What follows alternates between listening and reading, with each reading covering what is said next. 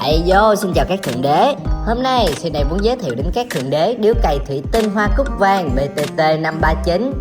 Chỉ có một mẫu duy nhất với chiều cao lý tưởng 16cm, đường kính miệng 4.5cm, đáy 8.5cm, với size chén 14mm, dễ tìm kiếm và thay thế. Thiết kế tinh tế, cổ dài hơi cong, hạn chế nước bắn vào miệng. Siêu phẩm có số lượng cực ít nên hãy chốt nhanh kẻo hết. Với thiết kế như một bông hoa cúc rực rỡ tỏa sáng, đây không chỉ là một phụ kiện mà còn là một tác phẩm nghệ thuật dành riêng cho bạn. Với thiết kế tinh tế, sản phẩm không chỉ đẹp mắt mà còn rất tiện lợi khi sử dụng. Phiên bản giới hạn chỉ có một mẫu duy nhất, đây là cơ hội để bạn sở hữu một sản phẩm độc quyền, khẳng định cá tính riêng. Cảm ơn bạn đã xem hết video. Siêu này 420 tiếp 2 phụ kiện chất nâng tầm mọi trải nghiệm của bạn.